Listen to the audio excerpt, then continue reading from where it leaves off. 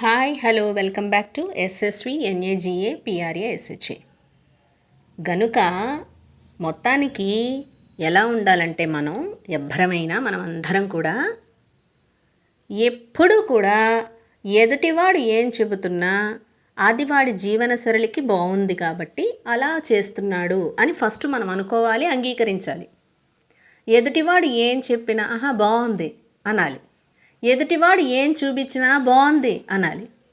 ఎదుటివాడు ఏం పెట్టినా బాగుంది అనాలి. ఒకవేళ అందులో ఉప్పు ఎక్కువ అవ్వచ్చు, కారం ఎక్కువ అవ్వచ్చు, ఉప్పు తక్కువ అవ్వచ్చు, కారం తక్కువ అవ్వచ్చు, వేగకపోవచ్చు, అవన్నీ మాట్లాడకూడదు. మనం ఎంత అన్నదమ్ములు అక్క చెల్లెళ్ళైనా మాట్లాడకూడదు, అంతే. మన అన్నకో తమ్ముడికో పెళ్ళైనప్పుడు కొత్తల్లో ఒక ఏడాది పాటు 2 ఏళ్ల పాటు ఏదన్నా మాట్లాడాలి. అలాగే మన అక్కకో చెల్లికో పెళ్ళైనప్పుడు ఒక ఏడాది పాటు మాట్లాడాలి, అంతే. ఆ తర్వాత ఇంకేం మాట్లాడకూడదు. ఒకవేళ అతను ఏదైనా మన అమ్మాయి మన సొంతం అనుకోండి, ఇండివిజువాలిటీ లేనిది, ఆమె యొక్క భర్త ఏదైనా తీసుకొచ్చాడు అనుకోండి, అది బాగాలేదనుకోండి, ఆ వస్తువు విమర్శించేయకూడదు దడదడ. అది కరెక్ట్ కాదు. విమర్శించినా కూడా విమర్శలాగా ఉండకూడదు.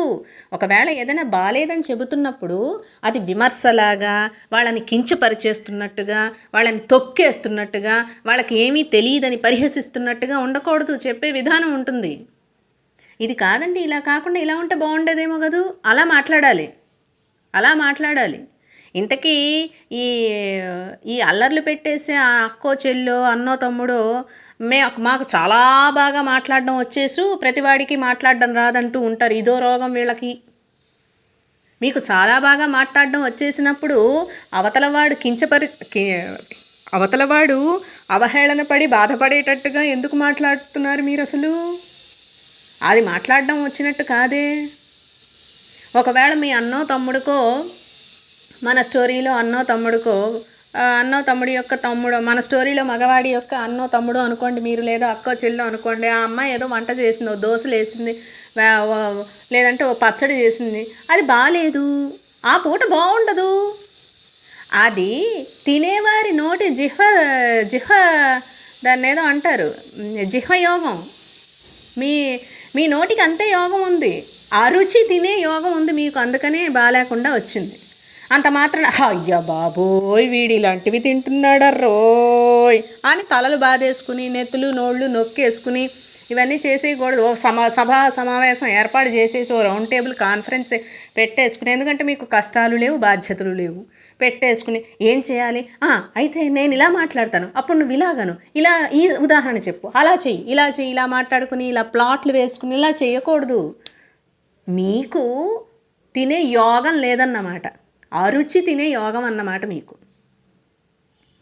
గనుక అదేదో పెళ్ళైన కొత్తల్లో ఓ ఏడాది 2 ఏళ్ళు అంతే. ఆ తర్వాత ఆ భార్య ఎలా వండితే ఆ భర్త తింటాడు.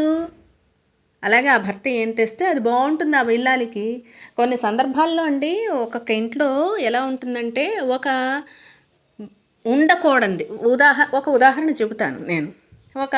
ఒక ఏదో అద్దం పగిలింది. అది ఆ భర్తకో ఆ భార్యకో సంబంధించిన అద్దం అనుకోండి. వాళ్ళిద్దరూ ఏదో ఒక అండర్స్టాండింగ్కి వచ్చి ఏదో ఒక రీజన్కి, ఆ రీజను మనందరికీ చెప్పాల్సిన అవసరం లేదు. ఒక కుటుంబంలో ఒక భార్య భర్త ఏదైనా చేసుకుంటుంటే దాని యొక్క ప్రతి మూలము మనకి చెప్పాల్సిన అవసరం లేదు, చెప్పకూడదు, చెప్పరు. నా బ్రదరు, నేను పెద్ద, నేను చిన్న, నేను ఇది చేశా, నేను అది చేశా, ఇట్లా మాట్లాడకూడదు. హక్కులు లేవు. కుటుంబంలో వ్యవహారాలు మనందరికీ తెలియాల్సిన అవసరం లేదు. ఆ విరిగిన అద్దాన్ని ఆ భార్యాభర్త ఏదో ఒక అండర్స్టాండింగ్కి వచ్చి ఉంచుకున్నారనుకోండి ఇంట్లోనే.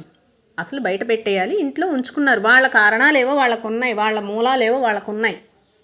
అది మనకి తెలిసింది, అది మీకు తెలిసింది. వెంటనే దందన దున్ని పారేయకూడదు. లేదంటే ఏదో ఓ తలనొప్పి వచ్చింది ఆ మగాడికో, లేదంటే ఈ ఆడదానికో తలనొప్పి వచ్చింది. ఈ ఆడది మీ సొంతమో లేదా ఆ మగాడు మీ సొంతమో, లేదంటే కొన్ని సందర్భాల్లో మగాడు మీ సొంతమైన ఆడదానికి తలనొప్పి వస్తేనో, ఈ ఆడది మీ సొంతమైన మగాడికి తలనొప్పి వస్తేనో మీకు ఓవర్గా ప్రేమాభిమానాలు కారిపోతున్నాయి. వెంటనే ఎదుగో ఆ పలానా అద్దం ఉంది, అందుకే ఇలా జరిగింది, ఆ పలానా అద్దం ఉండకూడదు, అసలు విరిగిన అద్దాలు పెట్టుకుంటారర్రా అంటూ ఓ నీతులు చెప్పేయకూడదు, దున్నేయకూడదు. వాళ్ళేదో వాళ్ళ సంసారం, వాళ్ళ కుటుంబం, వాళ్ళ ఆలోచనలు, వాళ్ళవేవో సెంటిమెంట్స్ దేనికో అదేదో ఉంచుకున్నారు. అది మీకు అనవసరం. ఆ అమ్మాయికో ఆ అబ్బాయికో ఆ భార్యాభర్తల్లో ఎవరికైనా ఓ తలనొప్పో కాలు నొప్పో వస్తే దానికి వాళ్ళిద్దరికీ వాళ్ళిద్దరికీ అనుకూలమైన ఏమైనా సలహాలు చెప్పగలిగితే చెప్పండి. లేదా ప్రపంచంలో చాలా అనుకూలమైనది డబ్బు. మీ దగ్గర 100 రూపాయలు ఉంటే ఇవ్వగలిగితే ఇవ్వండి. డబ్బు ఇచ్చాం కదా అని మళ్ళీ దున్నేస్తాం అనుకోబాకండి. మీరు డబ్బు ఇచ్చేది మానవతా దృక్పథంతో, ప్రేమాభిమానాలు ఒలికిపోతున్న కారిపోతున్న మీ ప్రేమాభిమానాలు నిరూపించుకోవడానికి, అంతేగాని దున్నేయడానికి కాదు ఆధిపత్యం వహించి.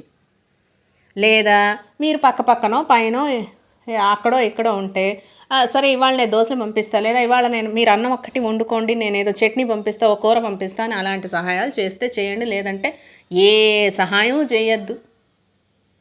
వీలుంటే దేవుడికి వాళ్ళు బాగుండాలని దండం పెట్టుకోండి. మీకు మనసు లేదు ఆ దండం కూడా పెట్టకండి. అంతేకాని వాళ్ళిద్దరూ ఆ భార్యాభర్త ఏదో ఆలోచించుకుని ఏదో మూలం ఏదో రీజన్కి ఏదో ఉంచుకున్నదా వెలికి తీసి అది కారణంగా చూపించి అసలే బాలేకుండా ఉన్న కుటుంబంలో మనస్పర్ధలు కూడా కలిగించకండి. Please do watch, like, share, subscribe. SSVNAGAPRASH.